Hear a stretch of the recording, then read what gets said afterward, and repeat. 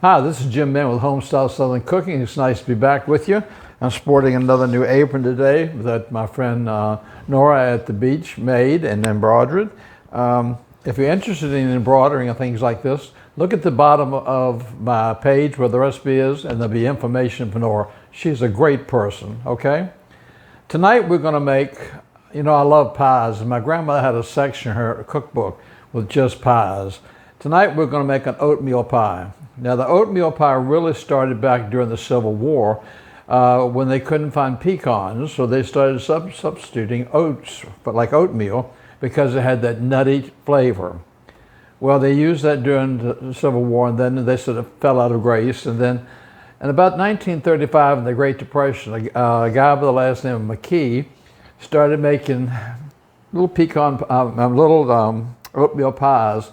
And they finally became Little Debbie's oatmeal pies, which we enjoy today. So this is such a simple recipe. It has a lot of history, and you can do it in no time at all, okay? We're gonna start off. I've already got my 4 eggs already in a bowl. I'm gonna put those right here in my blender. I wanna blend these up until they get sort of bubbly.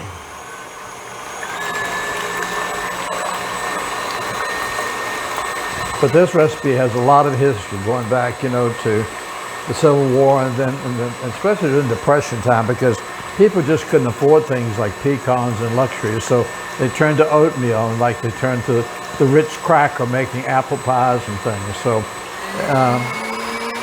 it's wonderful to bring back some of these old recipes. Okay, I've got my eggs sort of fluffed up. It's got some bubbles in there now, so I'm going to take 1 cup of sugar. I'm going to add 1 cup of sugar. Then I'm going to mix this up a little bit.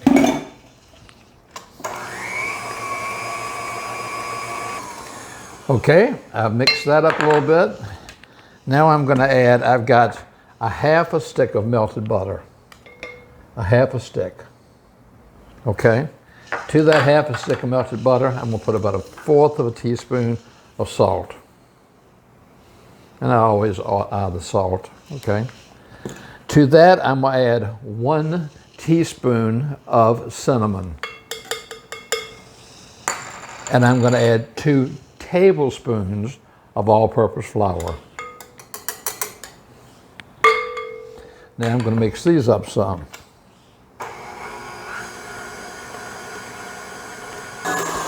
Okay. Now I'm going to take, and I'm going to put in 1 teaspoon of vanilla.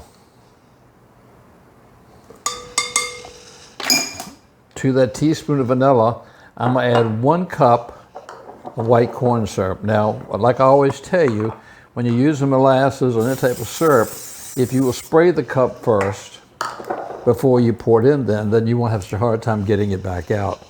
So, spray this a little bit. We add 1 cup of the Casserole white syrup.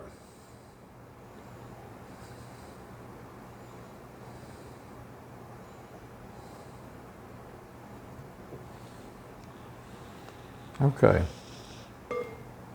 See how that all just comes right out? It just slides out of there so easily, okay? Now, I'm going to blend this back up.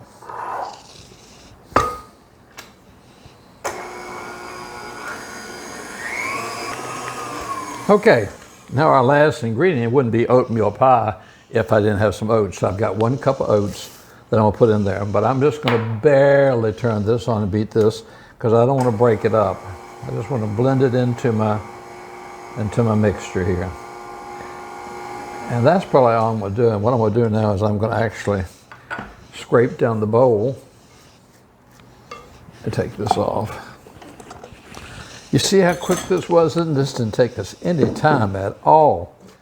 And you're making something, it's part of history. Okay, earlier I made a pie crust. And all I'm going to do right now is I'm just going to pour this right into my pie crust.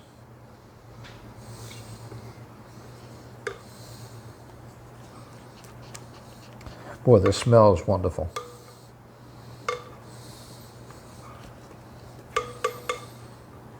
My oven's set on 350 degrees.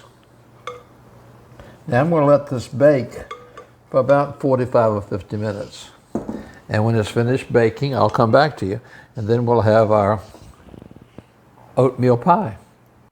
Welcome back. Our oatmeal pie came out of the oven. It was really in there about an hour, okay? And it's cooled down now and it's chilled. And just think putting this on your holiday table, and people say, what is that? And you can say it's an oatmeal pie, and they said, the oatmeal pie. And then you've got this long history you could tell them about the oatmeal pie. So they give you something else to talk about during the holiday days, except for maybe some of the problems we have these days. But now we're going to cut into it and see what it looks like. I probably should have left it in the refrigerator for a little bit longer, to set up a little bit longer, because it looks like it's not set up all the way. But tomorrow it will be perfect.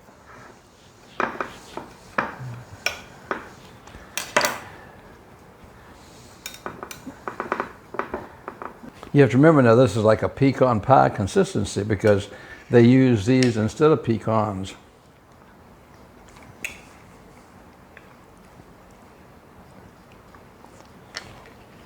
Wow. It really does taste like nuts instead of oats. Wow, that's really a good pie. Another one you can add to your repertoire of pies or something to make. Thank you so much for following me on Facebook and subscribing to me on YouTube. I love bringing you these things. I've got a couple more I'm going to bring you very soon, and it's more for the holidays. Take care of yourself. Know that I think about you, and I appreciate each and every one of y'all. I'll send you all a great big hug, and know that I'm thinking about you. God bless.